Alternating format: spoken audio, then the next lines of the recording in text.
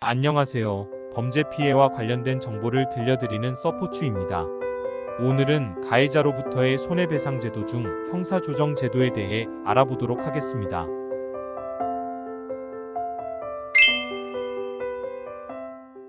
형사조정 제도는 사기, 횡령, 배임 등 재산범죄 사건과 의료, 명예훼손, 지적재산권 침해 범죄 등의 형사사건에 대하여 검찰청에 설치된 형사조정위원회에서 피해자와 가해자의 원만한 합의로 분쟁을 조정해 실질적인 피해 회복과 화해를 도모하는 제도입니다. 아무래도 합의를 하는 것이기 때문에 민사소송 등의 절차를 거치는 것보다 신속하고 간편하게 보상받을 가능성이 있다는 장점이 있습니다. 경찰 단계에서는 범죄 피해로 인해 경황이 없고 합의에 대해 생각해 본 적이 없지만 검찰로 송치된 후에 신경의 변화가 생겼다면 형사조정 제도를 고려해 보실 수 있습니다. 형사조정은 당사자의 신청 또는 검사 직권으로 수사 중인 형사사건을 형사조정에 회부할 수 있는데 직권으로 회부하는 경우에도 당사자의 동의를 얻어야 합니다. 따라서 형사조정 제도가 본인에게 도움이 될지 안 될지를 고민해 본 후 참여 여부를 결정하시면 되겠습니다.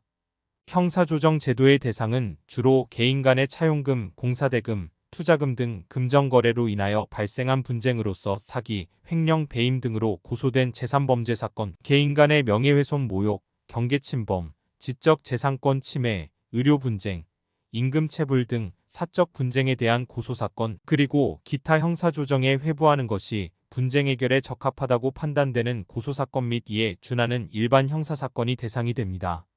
다만 피의자가 도주나 증거인멸의 우려가 있는 경우, 공소시효 완성이 임박한 경우, 고소장 및 증거관계 등에 의하여 각하, 혐의 없음, 공소권 없음, 죄가 안됨 사유에 해당함이 명백한 경우에는 형사조정에 회부할 수 없습니다. 형사조정위원회는 당사자 사이의 형사분쟁이 공정하고 원만하게 해결될 수 있도록 도와주는 역할을 합니다.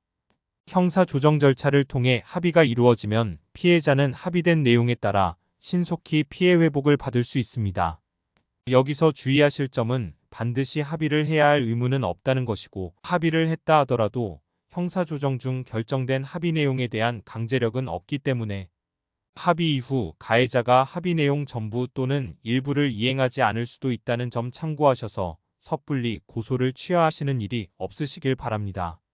이처럼 합의한 후 합의 내용이 이행되지 않거나 당사자들 사이에 합의가 되지 않고 형사조정위원회에서 조정이 안 될 때에는 검사는 다시 사건을 통상의 절차대로 조사한 후 사건에 대한 기소 등 처분을 하게 됩니다. 신청 기간은 사건이 검찰에 송치된 때로부터 2개월 이내이며 기소 후에는 신청이 불가합니다. 형사조정 기간은 형사조정위원회에 형사조정 회부된 날로부터 3개월 이내이며 형사조정에 의한 합의사항 이행 등 범죄 피해 회복을 위해 형사조정기간 연장이 필요하다고 인정되는 경우에는 1회 1개월 이내의 범위에서 이외에 한하여 형사조정기간을 연장할 수 있습니다. 형사조정 제도와 관련해서는 검찰청 피해자지원실에 문의하실 수 있습니다.